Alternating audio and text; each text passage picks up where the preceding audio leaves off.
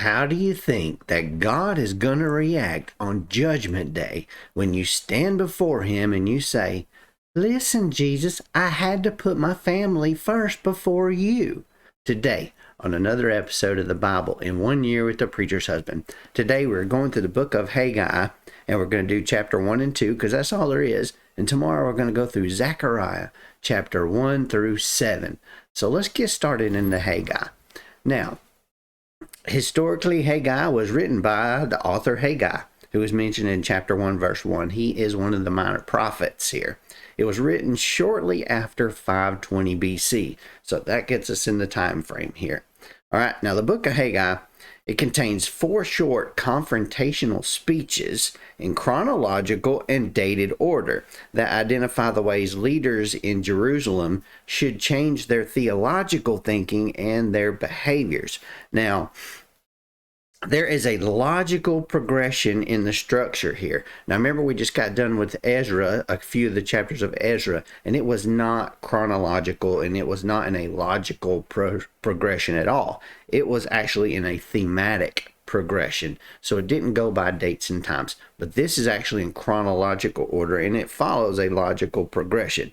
And this is the progression. Number 1, the people must glorify God. That's chapter 1, verses 1 through 15. Number 2, they must stay committed to God's plans in chapter 2, verses 1 through 9. Then they please God by living holy lives in chapter 2, verse 10 through 19. And serve Him faithfully in chapter 2, verses 20 through 23. Now, the first speech was a reprimand and call to rebuild the house of God in chapter 1, verses 1 through 15. The second speech was a reminder of the Lord's presence and the future glory of the temple in chapter 2, verse 1 through 9. The third speech involved religious principles about holiness and uncleanness in chapter 2, verses 10 through 19. And then, of course, the fourth speech promised the restoration of the Davidic line in chapter 2, verse 20 through 23. Now, here we are with the Babylonian exile behind them, right? Children of Israel, they returned to the land and they enthusiastically began to rebuild the temple. But their initial joy was kind of dampened by hard work, fear, and other hardships. And this caused them to become kind of despondent and to just kind of set the project aside for a while. Now, when the prophet was still, the project here was still uncompleted after 16 years, the prophet Haggai steps in to show the people that they had been putting their own priorities above God's priorities.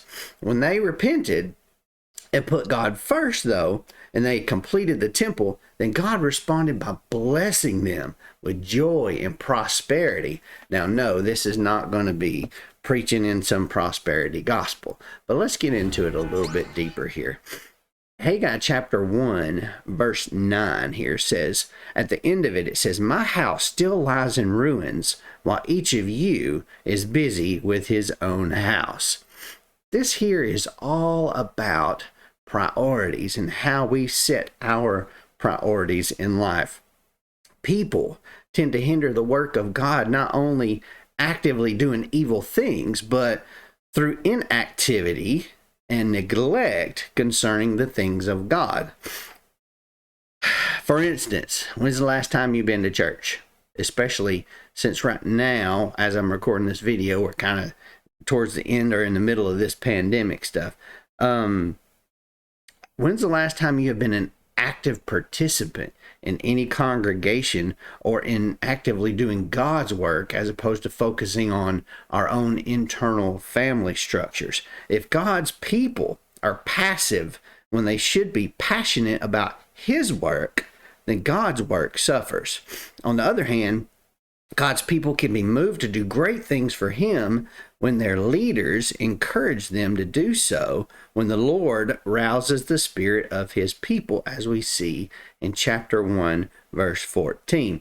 Now, in chapter 2, verse 4, we also see this word, be strong. All right, and this word, be strong, is used 3 times pertaining to leaders in the church. And this is encouraging the leadership of God's leaders to not be apathetic, to step up and lead and not be apathetic, especially when people are not following what you're trying to lead them towards, how you're trying to lead them towards Jesus and a more active life in Jesus. When they're apathetic, it tends to bleed over into us as leaders, and we become apathetic as well.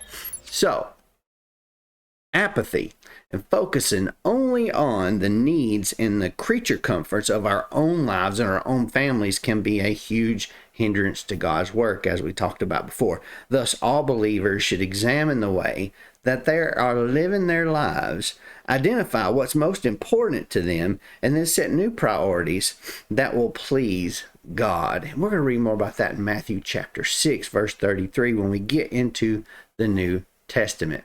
Now, I'm going to leave you with this. At one point, I stood in front of my congregation, the congregation where my wife is the pastor, and it was Father's Day. And on Father's Day, I gave a talk, and this talk was about biblical priorities. And just to quickly list those biblical priorities in order, our very first priority in life should always be God. God first, right? Second becomes our spouse. And then third becomes our children. Yes, our children are under our spouse. And this is where things get kind of mixed up, because then number 4 is everything else after that is all that matters. So God, spouse, family, and then everything else, our jobs, our careers, all of our personal stuff, the me's. Me comes after God, my wife, and my children. We get those mixed up, especially when it comes to our spouse and our children too. I always say, I hear people say this all the time. If he or she cannot understand that my children come first before him or her, then he or she can just hit the road. People that have this mentality tend to be those who are eternally single, those who are repetitiously single. Their relationships never work because they're always putting their children above their spouse in the wrong priority order based on the Bible. Well, the same thing comes with God. Is our relationship with God going to fail? Because if we stand in front of God on Judgment Day and we say, listen, God, if you can't understand that my wife and my kids come first before you, then you can just hit the road. You can't say that to God. How do you think God is going to respond if you say that to God? Because that's exactly what we are doing in our lives every single day when we do not put God first in our lives. So that gives us something to think about. I hope this has touched you in some way. I hope this has helped you with your studies today. If it has, click that like button and that subscribe button. Of course, click the little jingle bell so you can get notified the next time I upload a video. And if you're rumbling with me on Rumble, hit that little boxing glove. And I hope to see you again tomorrow for another episode of the Bible in 1 Year with the Preacher's Husband. We'll see you then.